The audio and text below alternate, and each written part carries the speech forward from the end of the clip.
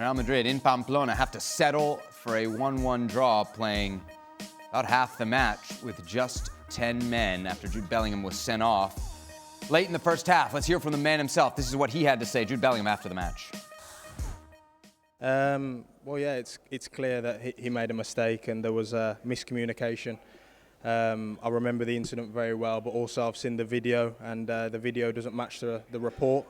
I don't want to go into too much detail what was said, but it's like an expression like joder, and it's difficult to, when a referee isn't sure, to determine that I've said something that I haven't, and as a result it kind of hinders the team. And you know, I only want to make sure that the team know that I wasn't irresponsible enough to put them in a situation where I intentionally wanted them to be left with 10, but of course being involved means that's the case. I hope that the footage will be reviewed and see that it's not the same as the report, and that going forward the federation can keep that under consideration, because it is huge evidence. And obviously we can't change the result of this game, but I'd like to think that going forward there'll be a change.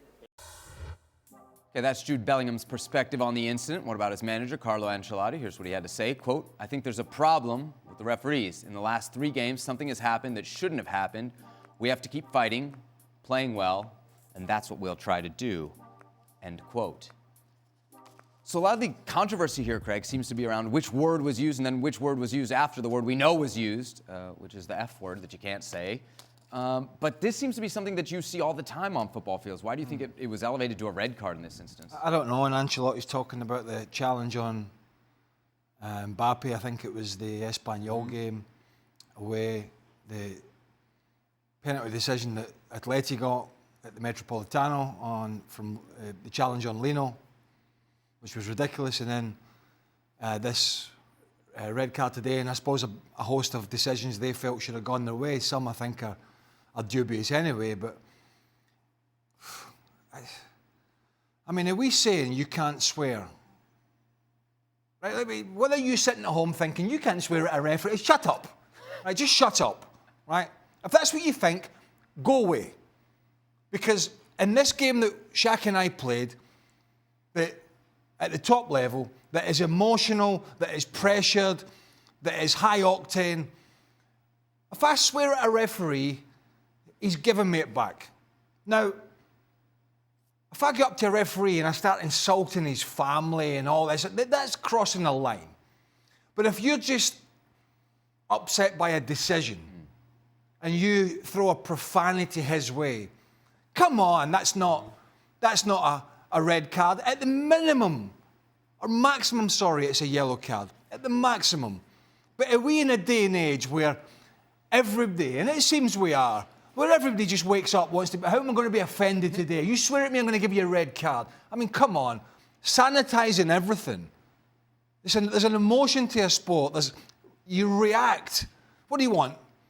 11 dummies on the field that can't speak? Just mute them? I mean, just ridiculous. I mean, there is a line that a player knows he cannot cross. And swearing at a referee is not one of them. I'm sorry, I know we're 2025, I know we've moved on, but you cannot take that emotion out of a game. Shaq? A couple of weeks ago, and the Mbappe challenge in the Espanyol game that you referenced, and Real Madrid's reaction to it, and saying that there seemed to be an agenda against them, I absolutely rubbished Real Madrid and their response to it. I thought it was over the top. Again, I thought Real Madrid were kind of employing this victim mentality that doesn't become a club of that size. But what you've seen since is almost as though the referees have made an effort to prove Real Madrid and their concerns right. Because I'm with Craig on this. And while I accept, as much as anyone, that the game has moved on from our day, there is nothing about Bellingham's body language that would suggest that should be a red card. And to Craig's point, as players, we communicate. That's how players communicate. They use bad language. If Bellingham charges at the referee and gets in his face... And that's definitely the difference today, right? Between Real Madrid picking up 3 points and dropping 2 points in a massive title race. Probably, yeah, 1-0 up. Wouldn't say cruising, but certainly we're not under that much threat. I mean, Courtois had to make one great save, to be fair, and it was a great save in the first half. But you would imagine that Second half, Real Madrid would have pushed on, started to take more of a control, do what we see Real Madrid do late in games and kill it off. This made it a much more level playing field. It's as well as that, it's just made probably Madrid, the fans, the president, the players more paranoid. And it's probably actually put more pressure on the referees coming up that referee Real Madrid. And as this continues, I think it just piles more pressure on and more focus on the referees. And I agree with Shaq, and we went over this at the time, and I think to a man, almost everybody on this show completely lambasted Real Madrid for their conspiratory accusations. But are we seeing a reflection and a reaction to that? That's something I can't tell you yes or no. But it would certainly seem that the law of averages on Real Madrid getting decisions has swung, the pendulum has swung against and away from them in terms of these big decisions. Now, whether it's off the back of that statement or not, that's just up for debate. But what we do know is they're having a drastic effect on this title race thus far, and that's big. That is big. Now, we saw a sending off in the Athletic game, which we'll get to, which was not even debatable. Those things are great because we can go, a red card. Nobody's arguing about that. This one is just so strange, having played like we have in games where that, and again, I repeat it, you can't, when the emotion is so high and the pressure is just immense to get results.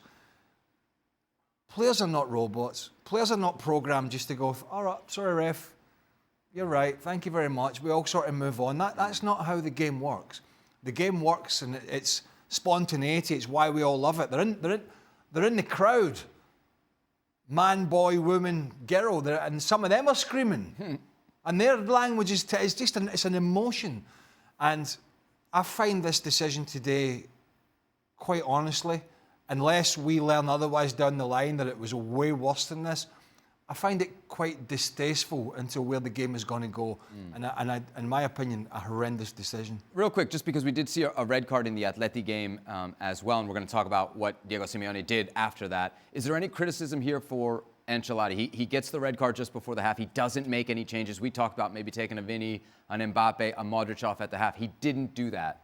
Is there any blame at his feet for what happened then in the second half? I suppose you can always look and say, well, I might have done that different. I can't off the top of my head remember everybody he had on the bench today that he could have used or did use. But I suppose you can always look at the coach. Yes, that being said, Osasuna away was always going to be a relatively tough game.